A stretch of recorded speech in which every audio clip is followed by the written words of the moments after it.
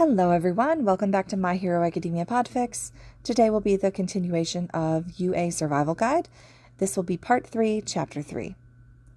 When Izuku stirs awake the following morning, it's to an alarm he haphazardly set on his phone that night before going to sleep. It's earlier than he usually wakes up, and he's not sure whether it's because he was so tired when he set it that night that he pressed the wrong number, or if night Izuku had a plan that morning Izuku didn't recall. For a second, he's confused. Why is he in the living room? Had he been so tired that he just passed out on the couch without trying to make it to his bedroom? He doesn't tend to sleep in the living room, especially when his mom could come home at any moment and be upset that he's not using his room. Honestly, Izuku, why did I even buy you a bed if you never use it? That's around the last time that he stopped having impromptu sleepovers in front of the TV in the living room. The next thing he notices is that he's hugging the television remote to his chest like a plush toy. His cheek had been pushed into the top half of the buttons, so he's sure that his face has button indentations. A flush of embarrassment bleeds onto his cheeks as he leans forward to set the remote on the table, only to pause when he notices the next odd thing. The TV is on, softly murmuring on about heroes.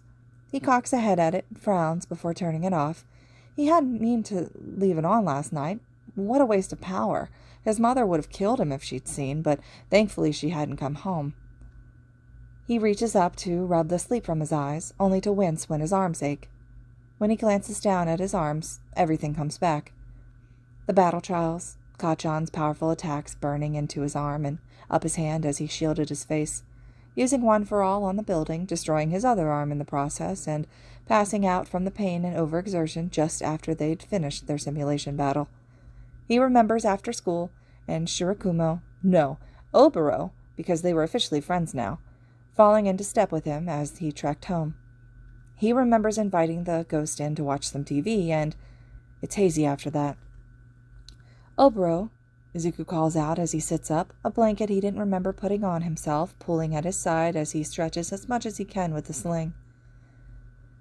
He doesn't get a response from the ghost. Oh, right. Oboro had been killing time until Aizawa-sensei went out on patrol. He'd known the ghost was going to leave in the night. Still, he hopes his ghost friend enjoyed himself, even if Izuku had conked out minutes after turning the TV on for him. He almost wishes Oboro had woken him up to say goodbye, but if the TV hadn't woken him throughout the night, he's sure nothing short of a good shake of the shoulders would have worked, and that's not quite in Oboro's wheelhouse anymore. Izuku takes a second to collect his thoughts, burnt arm rubbing at his eyes to try and wipe away some of the lingering sleep. The bandages irritate his eyelids, but he's not bothered by it. He's still in his uniform, he notices. It's wrinkled from the night on the couch, and he knows a shower's not looking too good, with his arms still wrapped in bandages and aching.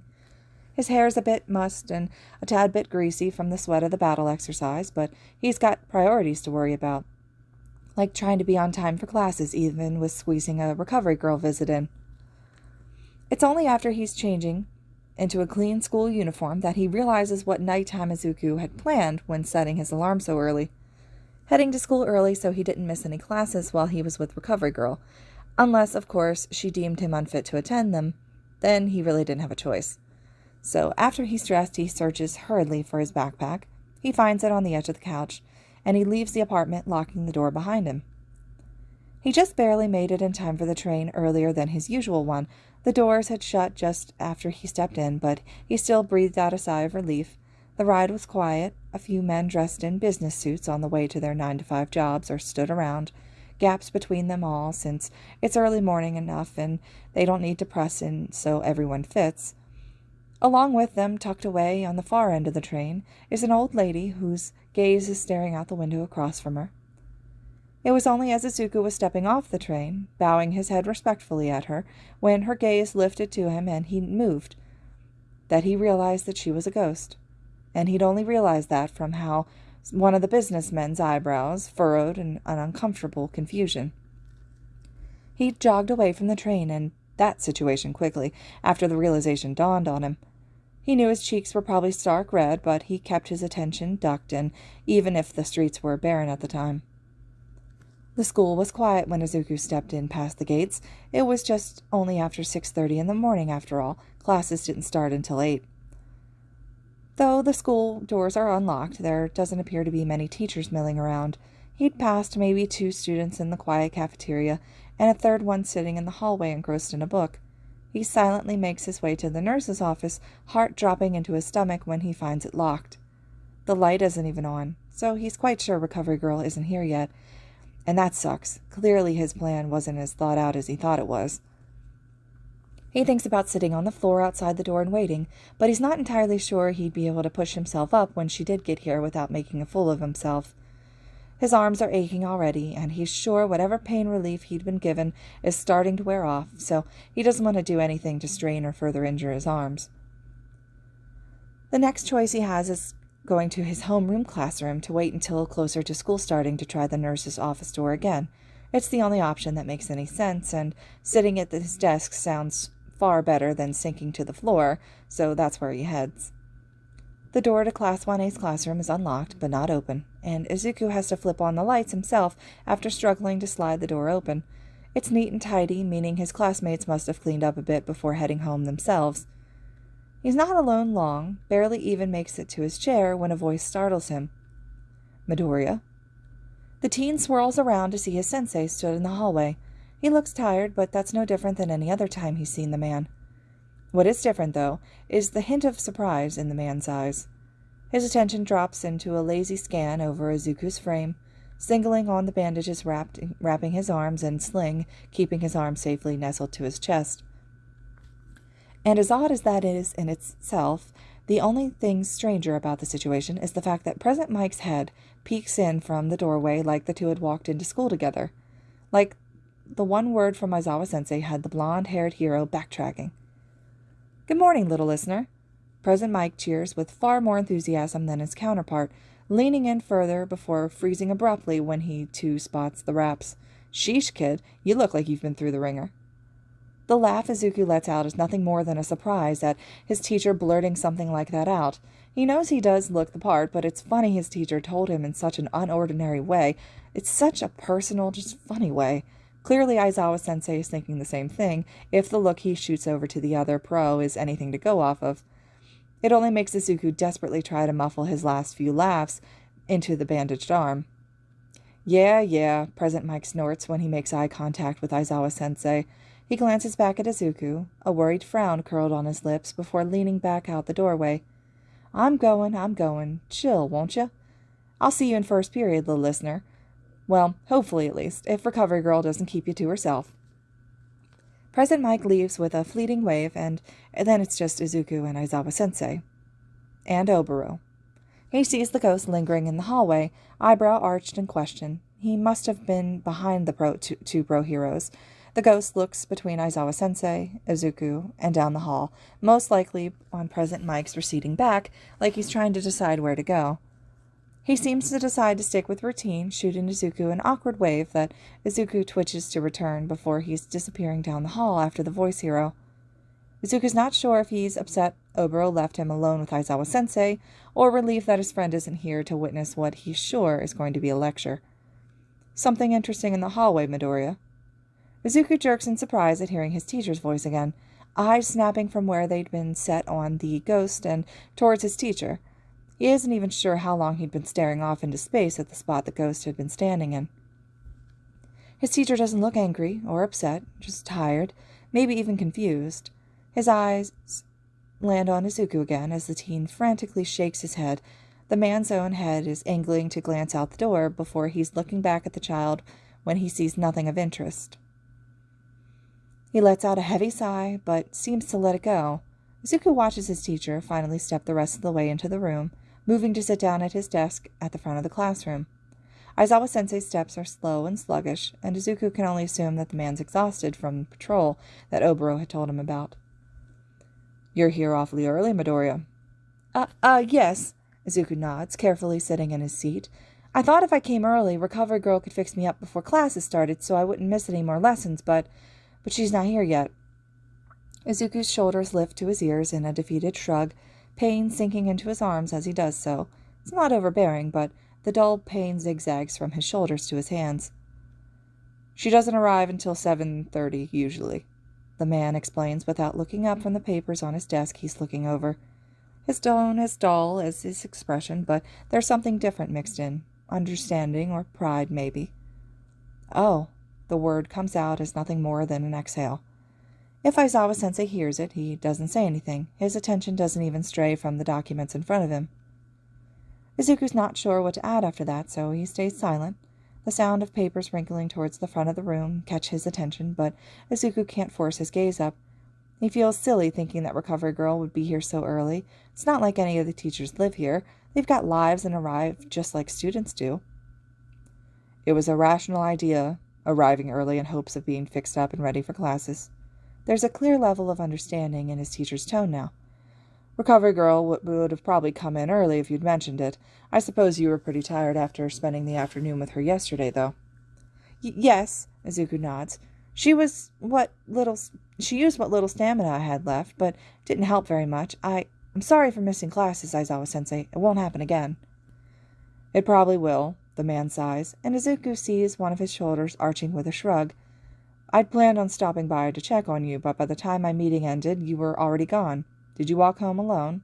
Recovery Girl said she tried to get in contact with your mother, but she didn't pick up. Oh, no, Izuku forces a smile. A friend walked home with me, and my mother works long hours. She's hard to reach sometimes. It's all right, though. I made it home okay. My friend even stayed with me for a while, so it was fine. There's an odd look on his teacher's face when he looks up. Izuku's not sure he could place it if he even tried. He doesn't look happy with Izuku's answer. Looks a bit like he wants to add something else, but he doesn't in the end. His head ducks in a nod, and he leans back in the chair, fixing his eyes on Izuku's slouching frame. There's a beat of silence.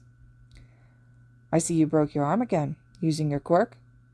Only the one, Izuku hurries to tell him, like it makes a difference at all. His burned hand flattens against the sling the arm's nestled in. The burns were defensive wounds. Kachan he didn't hold back, I suppose. Not that he should have, or that I wanted him to. And I promise I didn't use my quirk on anyone, since I don't, like you said, I can't really control it. But the only way I could win was to use it as a distraction, and then Ochako could use her quirk on the damage from mine and as a diversion, and Izuku let his voice fade off, wincing. Was he talking too much? I watched the video recordings, Aizawa-sensei says after a lingering of silence. Bakugo, you two knew each other before school. Are you friends? No, he doesn't, Izuku sucks in a breath. We used to be? Aizawa-sensei makes a noise of acknowledgement, but Izuku hears the sound as a request for him to continue, to explain it to him, so Izuku does. We were friends when we were little. We grew up in the same neighborhood, but then, he got his quirk and we drifted apart because he was just so powerful and I wasn't. Izuku feels his sensei's eyes jerk towards him. He feels like he's walking on eggshells right now, skirting around what he wants to say. He wasn't very nice to me after that. It carried on through elementary and junior high. I wasn't liked, I guess. So he's bullied you before these past incidents? I wouldn't put it like that. Izuku shakes his head. It's just, that's who he is, sensei. It's fine, really. I don't mind. We grew up together, so if anyone knows him, it's me. He burned your arm in an attack that was far too personal for the simulation battle you were doing. Aizawa-sensei's eyes bore into him, but it was different than the anger from the first day or the annoyance. He was trying to understand, or make Izuku understand. He wasn't sure which it really was. It was reckless. His intention was to hurt you, just like during the quirk assessment test. Sure, Izuku shrugs, fiddling with the edge of the sling. Maybe it was a bit too personal, and we were all a bit reckless, I think, but that's just who he is. He's a bit aggressive, but he's always been. He'll make a good hero, the best hero, like All Might. I know it, sensei. That was never the question. Aizawa-sensei's shooting him a skeptical look. My concern right now isn't whether or not Bakugo will make a good hero. It's whether or not you're safe. Bullying is serious, Midoriya, and Bakugo's quirk is dangerous when used improperly. If he had no regards using it on you the way he did during training, then that's a red flag. Something that needs to be done for your safety and the rest of my class's safety. Those burns on your arms are serious, and we can't overlook his negligent quirk control and overpowered attack on a classmate. It wasn't negligence, Izuku panicked, already picturing himself after Kachan was through with him, should the ash blonde be expelled from UA because of him. Really, I'm okay. Kacha didn't do anything too bad, Sensei. It barely even hurt. Please don't expel him or anything. He worked really hard to get here. He deserves to be here.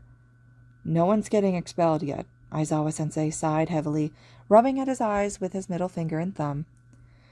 There's potential in your class. If there wasn't, you wouldn't be here right now. But I can't just ignore Bakugo's actions either. That's twice, Midoriya. Twice in 3 days of school where he's tried and succeeded in harming another student. You specifically. I don't mind. Izuku's sure his voice is barely above a whisper. I do. Aizawa-sensei leveled him with a look that made Izuku want to shrink in on himself. Look, I won't do anything permanent, all right? He'll be getting detention for using his quirk inappropriately as some personal vendetta against you during a training exercise. That's nothing more than school policy for misuse of a quirk. No one's getting expelled, but I can't have a student misbehaving like that. Not a future hero at this school. Aizawa-sensei looks away for just a second before his gaze is back on Izuku, head tilting just the slightest bit as if he's trying to observe Izuku from another angle. Izuku's not sure what this teacher finds, as he lets out a sigh before continuing. Bakugo has a strong quirk, and I won't allow him to carry on as he is. I don't doubt he has a bright future here, but that means nothing if he can't treat his classmates with common decency. It makes sense, but still, Izuku's floored by his teacher actually trying to resolve their problems. He's not just brushing it off or looking the other direction. He'd brought it up. A teacher was bringing this up and trying to problem solve. The green-haired boy feels himself nod slowly, but it's a subconscious movement. Seemingly happy with the gesture from the boy, Aizawa-sensei carries on sternly, but with a certain softness that Izuku would never associate with his exhausted teacher. Now, I'll be looking into more intense quirk counseling, or perhaps sessions with our school guidance counselor, Hound Dog, for him, and maybe you as well. There's obviously some unresolved tension between you two, and stuff like that is dangerous to have in this profession. You've got to be able to rely on your future heroes, and I don't trust either of you to have each other's backs yet. Aizawa-sensei looks deep in thought, mulling over his own words, before he lets out another sigh, suddenly sounding even more exhausted than he had before. For now, though, I won't pair you two together, or face you off against one another. I want to limit your interactions until I know for a fact that Bakugo can keep himself together, keep his hand off you. I don't want to risk another incident like yesterday if we can help it, all right? Yes, Sensei. Izuku chews on his bottom lip, burnt arm suddenly throbbing. There's a weird feeling in his chest that this man, a teacher, is putting this much effort into protecting him, into keeping Izuku away from Kachan. None of the teachers had ever really cared. Bakugo was strong and powerful, the one who actually had a legit shot at being a pro-hero, and Izuku was the quirkless kid. They came from two different worlds, despite only living one street apart. I also, while I've got you here, would like to formally apologize. Izuku's head snapped up, and his eyes caught his teacher's waiting ones. Aizawa-sensei was apologizing to him?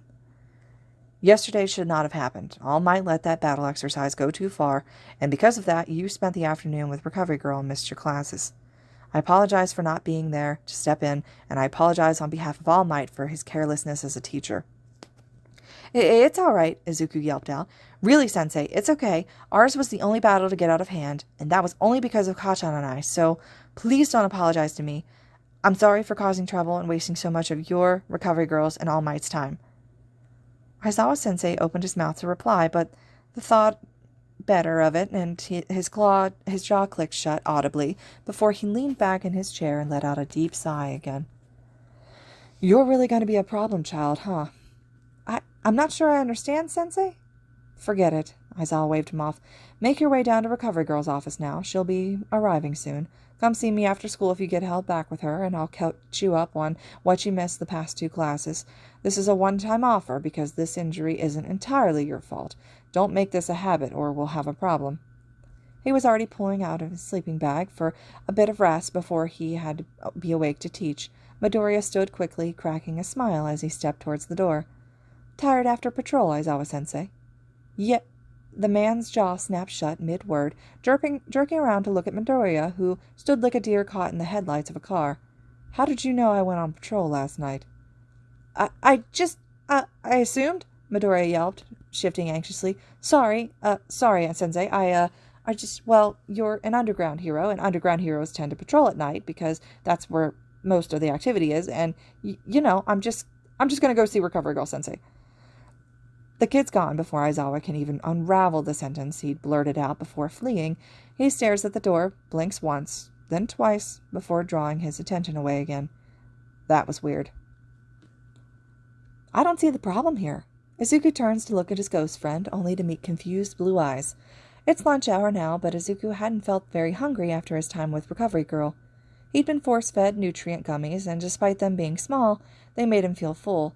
He'd spent the whole morning with her, had 2 full recovery sessions, and still had residing burns that she sadly couldn't kiss away. He was collecting a lot of scars. Oboro had found him on his way to the cafeteria, managing to talk him into finding somewhere secluded where they could talk, which was perfect because Izuku wasn't in the mood to be dealing with living classmates bothering him about not eating, as much as he loved them all dearly. He was already looking forward to having a conversation with the ghost, and he needed someone to rant to, someone who he was sure wouldn't tell anyone, because he was a ghost only Izuku could talk to. That led them to the outskirts of a campus where no one could see them, blocked in by trees and backs pressed up against one of the thicker trunk trees, where Izuku's free to talk to Oboro openly without looking like a weirdo. He's getting detention, Izuku repeated, with more enunciation in case Oboro didn't understand the first time. Aizawa-sensei is giving Kacchan detention, and he's looking into more intense quirk counseling and guidance counseling too. You don't see the problem with that? It's Kacchan. Isn't that, a good thing? He targeted you. He was aiming to hurt you. He did hurt you. Oboro gestures heavily down to Izuku's forearm, still burned and wrapped with bandages. Why are you upset that he's getting punished for it? He should. He was being a bully, and heroes aren't supposed to use their quirks like that. He was playing a villain, Izuku defended, trapping his lip between his teeth right after the words came out of his mouth. It was the wrong thing to say, he realized just a second too late. Oboro's face screwed up in uncertainty, eyes narrowing in on Izuku. Playing a villain, not being one. Oboro shot the younger a frown. Even if he was supposed to be a villain in the training exercise, he still took it too far. Glasses was a villain too, and he didn't actively try to harm the hero team. And, might I remind you, it was a training exercise, so no one should have gotten hurt at all.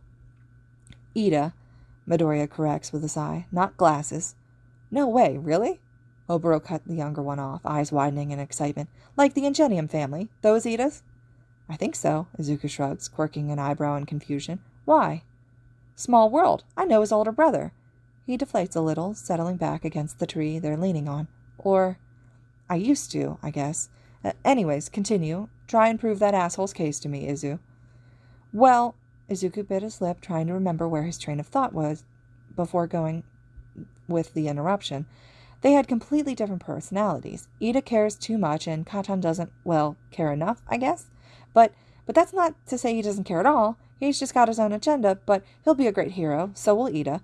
But they're different people. They learn different ways, do different things. One's a bully and one's not, you mean? No, Izuku wants to tug at his hair at this point. Okay, I'll admit, Kacchan hasn't been the nicest to me. I know that, but it's okay. He's always been like that, since we were kids. It's how he's raised. Honestly, he's just like Auntie, just with more burning rage, hate, bad attitude, inability to be nice. No, Izuku scoffed, shooting the ghost an unamused glance. Drive was the word I was looking for. It was Oboro's turn to shoot Izuku a returning look of annoyance, accompanied by a scoff. I don't get why you're defending him so hard. I told you Shota would prove himself to you, and he's trying. He's trying to keep you safe, isn't he? That's another thing. Izuku points an accusatory finger at his friend. Even if he's not meant for him at all, it's to vent. Izuku can see that Oboro understands the gesture by the waggish way his eyebrow arches. Why is he doing it? Doing what? Oboro asks back, attempting to bat Izuku's finger away. As they both expect, it phases through, but the green-haired boy gets the message and crosses his arms over his chest instead. The being nice thing. I mean, why is he acting like he cares? What's the matter what Kacchan does to me? He stopped Kacchan during the test, and he apologized for not being there to stop him at the battle training exercises. And why? What do you mean, why? Oboro looks at him in disbelief. Of course he cares. You're his student. You're literally his responsibility. Even if you weren't, he'd still care. Anyone who's seen you and Bakugo in a room together at all will know that he's an asshole to you, so Shota definitely noticed too. I told you, he's a softie. He'll never admit it, but he's got a soft spot for you guys already." "But why?" Izuku tried to keep his voice stern and questioning, but he thinks it sounds more like a pitiful whine. "I don't get it." "Why is it so hard for you to understand?" Oboro asked quietly, and it's not mean, just confused. "He's a good teacher. He knows bullying. He gets you. He wants to keep you safe. What's wrong with that?" "Teachers don't do that." Izuku's voice comes out quieter than Oboro's had. "Not to people like me. Not to—" Oboro swallows, head angling towards Izuku. "I don't know what that means, Izuku." "I'm not worth it," the younger tells him, glaring down at his shoes. "I was never worth it. No one wanted to stand up to me. No one cared enough to stand up for me at all. No one wanted to help. No one wanted to be friends with someone like me. Teachers just look the other way. That's what they do. They pretend they don't see it just because no one wants to deal with the quirkless kid." There's a moment of heavy silence before Oboro breaks it shakily. Wait. There's something different in the boy's voice. Too many emotions for Izuku to pick apart. His hand comes up to face through Izuku's wrist, a silent demand for him to look over at him. Izuku does look over, ready to snap at the other boy for ghosting through him, when the ghost himself has said countless times he hates the feeling, except he freezes when he catches the look on his friend's face. It's a mix of disbelief, uncertainty, and utter confusion. The look surprises Izuku, who racks his brain for what he'd said that could have caused such a reaction. He doesn't have to dwell on it long before Izuku realizes that Oboro is going to trek on, voice thick like he's trying to swallow something bitter. "Back up for a sec. You were quirkless. What does that even mean?" Oh no, had he said that? Had he outed himself to Oboro right then, while lost in a slew of bottled-up emotions and concerns? He hadn't meant to let that slip. "But you have a quirk. I saw your quirk. You busted the finger for the throwing the softball. You took out the zero-pointer with one hit. You blew out like 4 floors of the building during your battle training exercise that you were in. I watched the video. How can you be quirkless with power like that?" This was a sensitive situation. He'd said too much. He'd gotten carried away and forgotten it's not common knowledge that he grew up quirkless. It was a guarded secret, and even if the one person who did know, Kanchan, tried to tell others, he kind of had, no one believed him, but because Izuku had a quirk, now at least. He's quiet too long when Oboro's hand is suddenly phasing through his arm in what would have been a persistent tap, tap, tap, had the blue-haired boy had any physical mass. "Seriously, what the hell do you mean, Izuku?" "I was born quirkless," Izuku tells him without looking over. He owes Oboro that much, and honestly, who's the ghost going to tell? The worst that could come from this is his new friend dumping him like every other friend he'd ever had after being diagnosed medically quirkless, which would hurt, but still. "I've been quirkless most of my life. My whole life, really. Nothing but a quirkless Deku. That's what they called me in school. That's why we stopped being friends, Kacchan and I. He was powerful, and he had a bright future, and I was a Deku." "If you were, then where did—" Oboro's sudden inability to form complete sentences would have been funny if it weren't for the fact that Izuku's sure his heart is going to pound out of his chest. What he was about to tell the ghost was his most guarded secret. "Would you believe me if I told you you could pass on a quirk? Inherit it directly from someone else?" Oboro's attention slowly flits to the side, to Izuku, where they meet eyes.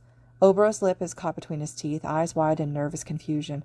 The silence drags on for a second before the blue-haired is blowing out a slow, self-soothing breath.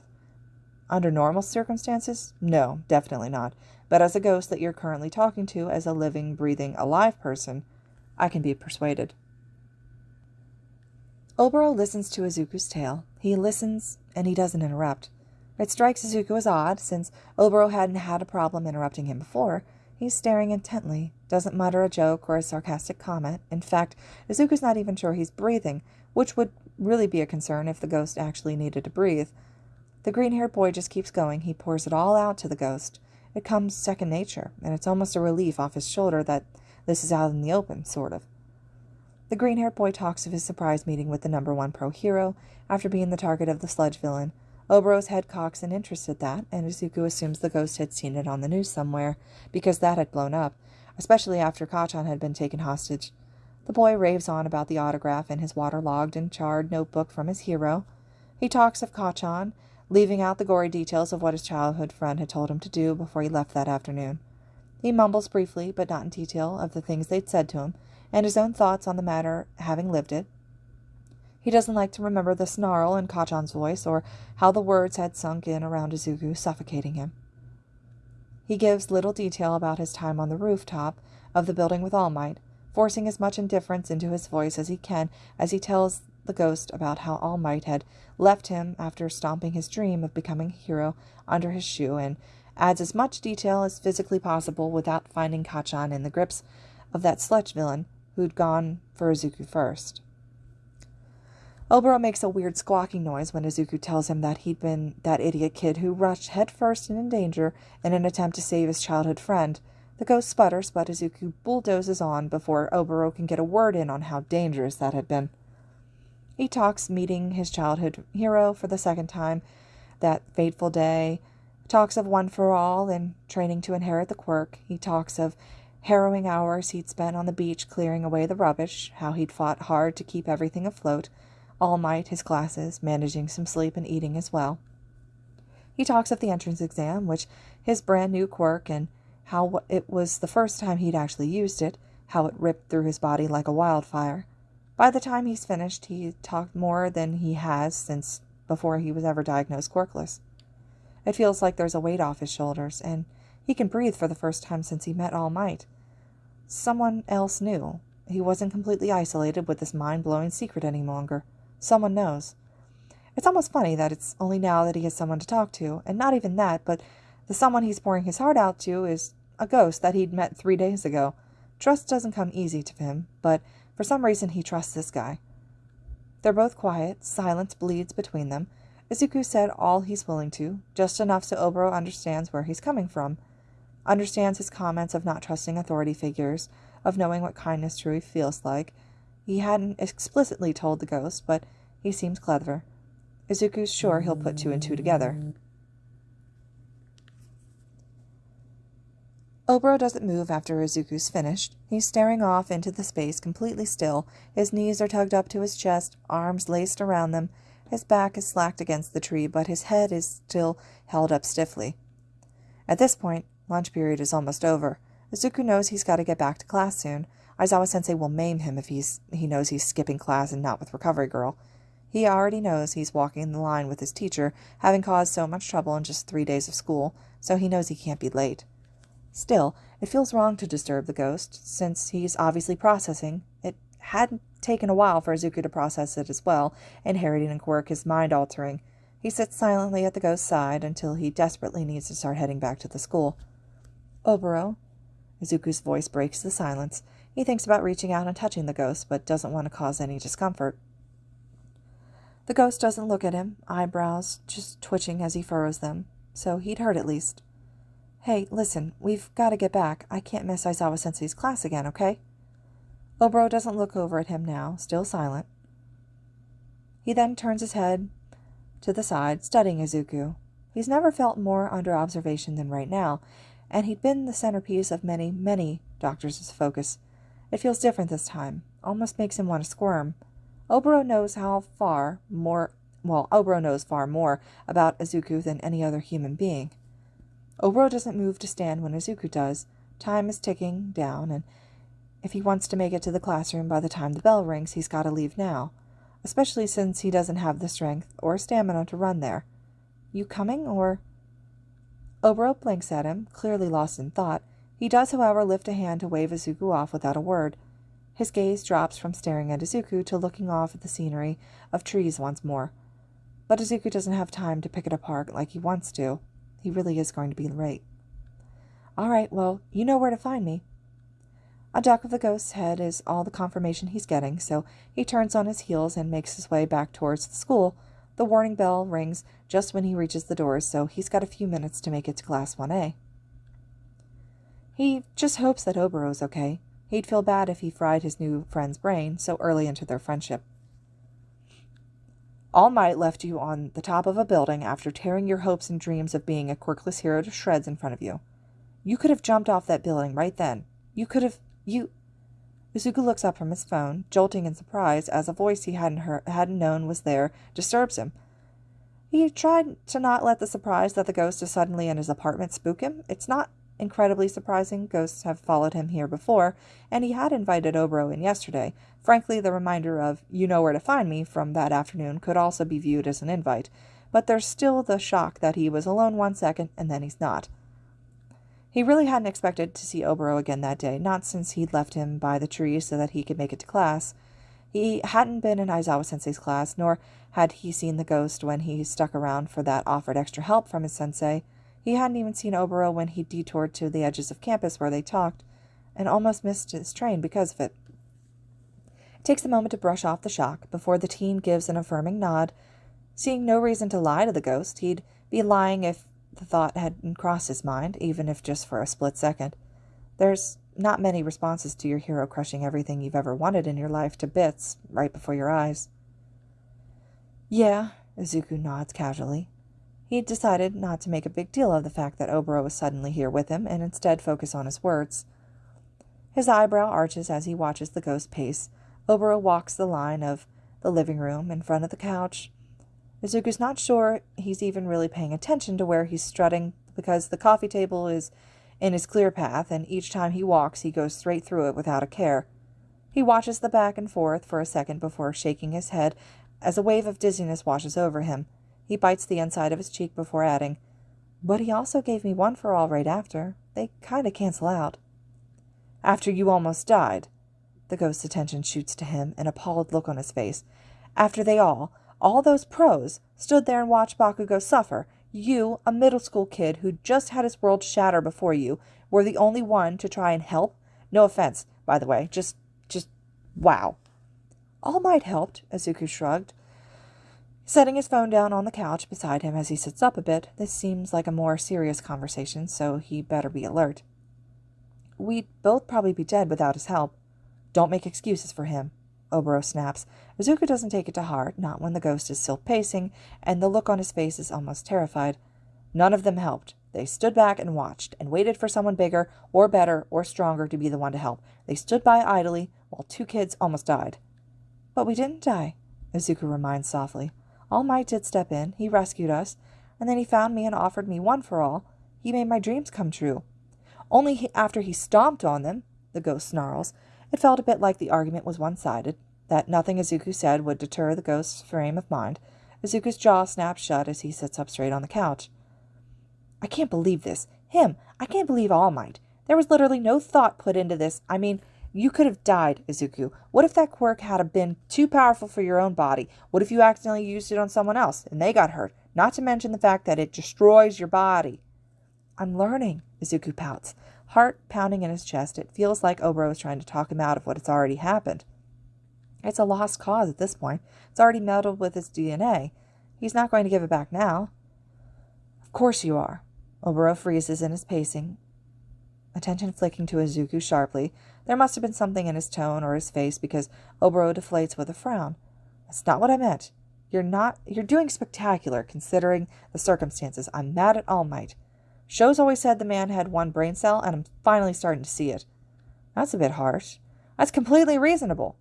Oboro huffs in retaliation, but there's a lightness in his tone that hadn't been there before. "Seriously, he went about all this wrong. And the fact that he's let you flounder with it, he's let it break you and done nothing to help. You've practically been learning this quirk on your own. No quirk counseling, no extra help, all alone, and no, not a word or 2 here and there from All Might doesn't count as help." "I've been learning it just fine," Izuku sighs, already tired of this conversation. "I can compartmentalize it now, so it doesn't shatter my arm or legs." "But it does shatter your finger, or whatever body part that you use, right?" "That," Izuku stutters, shooting the ghost a light glare.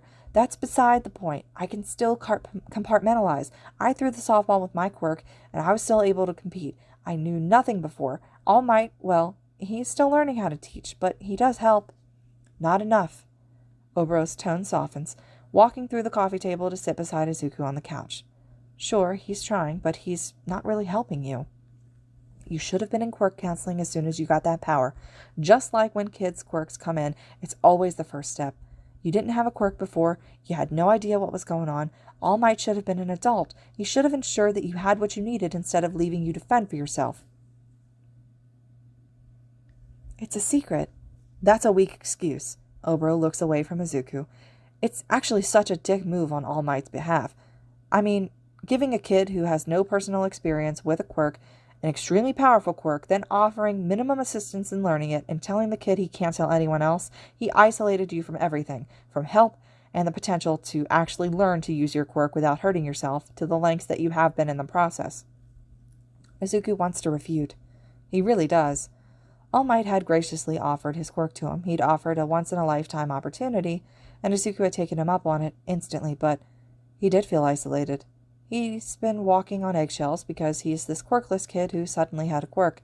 He's gone from the bottom of the social pyramid to the top. He had, after all, made it into one of the most well-known classes in all of Japan. He also thinks about what would have happened had he gotten his quirk in his childhood. Quirk counseling, probably intense counseling at that, because of what One for All is capable of, and how his body just can't seem to handle all the power of it. It did break his bones. He needed to learn how to control it. He remembers Kachan telling him about his quirk counseling, and their classmates raving about what they'd learned at counseling too. It helped, it truly did, but Izuku hadn't gotten the option. There was no need for quirk counseling for a quirkless kid, and now he'd look pretty dumb in a counseling session about harnessing powers that's usually taught to grade schoolers when their quirks come in. Well, Izuku sucks in a breath through his teeth, turning to look at the other. Oboro was watching him intensely, studying him. It's already done. What else am I supposed to do? Tell Shota. The response is simple, easy. Tell someone who's not a ghost, someone who can actually help in your journey. It sounds right, sounds easy enough, but for some reason, a shot of fear climbs up his spine. It's not my secret to tell, Izuku huffs, abruptly, masking the fear. I won't betray All Might by telling my sensei. That's the stupidest thing I've heard, Izu. Oboro returned harshly, but it was more annoyance than any real heat. It became your secret when he handed over a quirk that he knew was going to hurt you. It was wrong of him to make you keep it a secret for his sake. I mean, look at you. You've had it for, what, a month? 2? Just over 2 weeks. You've got to be kidding me. Oboro wheezes in surprise, mouth agape. That's worse! Was there a point to this? Izuku chews his bottom lip, eyes trained on the ghost in exasperation. Oboro opens his mouth to respond, bites his lip thoughtfully, before nodding. Yes, there was. Sorry, distracted. You've had this quirk for just over 2 weeks, and you've already broken at least 70% of your body on multiple occasions. That's not good, Izuku. There's people who can help with that. They may not know One for All, but they do know quirks. And Sensei's one of them? Yeah. Oboro looks unimpressed. Of course he is. He's been a teacher for a long time. He's worked with difficult quirks. His own quirk isn't just a walk in the park to master, and look at how well he uses that. There is a reason he's teaching 1A. Shota's the kind of person not afraid to do what's got to be done, even if it's hard. If he knew you'd only had your quirk for so many weeks leading up, he would have taken that into account. The ghost goes quiet for a second, before looking over at Izuku again. I keep telling you he's a good guy, and you never believe it. I get it. You don't have a good track record with teachers, but Yuuei staff are different. Shota's different. He's rough around the edges, but you'll never meet a person who cares as much as he does. He's already in your corner, and you've only known him for 3 days. Maybe he was good to you, but he threatened to expel me. Almost did expel me. Yeah, maybe, but he didn't know. Oboro stresses the word. His hand twitches like he just wants to reach out and grab Izuku's wrist, but they both know it's more harm than good. I'll let you in on a little secret. He was going to expel the person in last place. He does the same thing every year. His intention on that first day was to pick out the weakest link and send them packing as a reality check. But he didn't. He saw potential in you. He told you what he thought before you even used your quirk, and I'll admit he could have been a bit nicer, but you proved him wrong. Izuku can only stare at the ghost, chest heavy with both relief as well as nauseating wave of anxiety at the thought that he really could have been expelled. Aizawa-sensei had said that he had been deceptive, but he truly was going to expel the student with the least potential, according to Oboro. Don't look like that. Oboro's frowning when Izuku's gaze drags towards him. I'm only telling you this so you understand, okay? If he was going to expel you, he would have. If he was going to expel the class, he would have. This is the first time in, I don't know, since he started at UA, that he hasn't expelled anyone. And that's because you showed him you were a hero, even if you didn't fully have a grasp on your quirk. Izuku doesn't say anything. Can't figure out what to say, or even remember how to move his mouth, really. He wants to say things, he wants to defend All Might, he wants to remind Oboro that no teacher has ever cared about him, then there's a lot he wants to say, but he can't figure out how. Look, Oboro says instead, voice coming out as a defeated sigh. There's a minute or two of contemplative silence. He looks Izuku in the eye, his own dark with understanding and hope. Just don't write off all teachers, all right? You've got to give them a chance to be a good teacher. Just trust me, okay? Just trust me, okay? It's not the first time someone said that to him. It's not the first time that he had trusted someone only for it to be ill-advised move on his part. Trust is hard when you've grown up like Izuku has. Any trust he's placed in anyone has been broken. At some point, he'll have to stop being so trusting. He'll have to stop trusting people, but for now, all he does is nod. All right. It's soft, almost tasting bitter on his tongue. His throat feels tight, and he refuses to even glance to his side at the ghost. I will. When he does force his attention to his side, after a second of lingering silence, Oboro is grinning. It's that stupidly wide one, the one that has his eyes squinting as he flashes his teeth. So you'll tell Sho? I'll think about it, Izuku reasons unsteadily. But I do trust you, I think. I'll give him a chance. Aizawa-sensei gave me a chance, right? So I'll return the favor. Oboro frowns at the first half, but smiles widely by the second half. That's all I ask, Izuku. I promise he will prove himself. They all will. I trust them. They settle into a companionable silence after that. Izuku's tired from the long day with Recovery Girl using all his stamina to heal him up, his busy afternoon of playing catch-up with Aizawa-sensei, and then dumping all of his emotions all over the floor like an overturned handbag. It's harrowing, letting himself be so vulnerable, but Oboro is fiercely attentive, as much as Izuku hates to admit it. He's very persuasive. Just 3 days of the ghost trying to get him to just talk with his teacher, and he's already worn him down to the point he's seriously debating it. It sounds nice. He'd like to have someone in his corner. He'd like to have someone who knows he's not useless. He's trying. He really, really is. He's just leagues behind his peers. Aizawa-sensei's not the first person he'd pick for that, but if he's going to trust anyone, it'll be the teacher that Oboro seems to trust wholeheartedly. He's not sure he'll be able to trust anyone completely. He's not sure he'll be able to handle his trust being broken again. But he's willing to try for Oboro. Who knows? Maybe the ghost is right, and his new teachers are worth it. Maybe they'll actually help him. So, Izuku glances to the side, watching as Oboro taps his own knee awkwardly. Do you think we could, make something to eat and watch something on the TV until Zashi's done with the radio station tonight? Can you even eat? Izuku cocks his head at his friend, silently thankful that whatever spat that they'd had was already in the past. The thought of sitting in awkward silence with his friend isn't very appealing. No, the other pouts theatrically, bottom lip jutted out further than it needed to be to get his point across. But I can smell it and look at it and be extremely envious that other people are eating it. Doesn't that suck? The smile that lifts to his face is small but real. Not being able to eat anything but being able to smell it? Definitely. Oboro shrugs, standing off the couch and stretching out. He walks around the coffee table now, pausing on the other end of the couch closest to the kitchen, where he grins widely. I'll just live vicariously through you. So, what you got to eat? Something good, I hope. That's weird, Izuku teases, as he moves to follow the other teen. He knows there's not a lot in the kitchen anymore. He's more pick something up quick for dinner on your way home kind of guy, but he'll hopefully be able to find something to eat. How about instant curry noodles? Instant? Oboro frowns dramatically, but the flicker of a bright smile on his face lets Izuku know he's just jesting. I guess that'll do. Izuku lets out a hearty laugh at that, stepping past his friend and into the kitchen. He rummages through the barren cabinets, searching for the last instant curry noodles he remembers purchasing in a 2-for-1 sale a while back. He knows it's hidden somewhere. He's unaware of the ghost, eyeing each cupboard he opens in search for his noodles, how his lip is worried between his teeth, or his eyes dimming uneasily. The more he sees, the sicker he feels. What had Izuku been living off of if his cabinets were this empty? Here it is. Izuku turns to the other, blissfully unaware of how the grin that flashes onto his friend's face as Izuku's eyes flick up to his face is grimmer than before, holding out a small container of instant curry as proof. The last one. I'll have to pick some more up.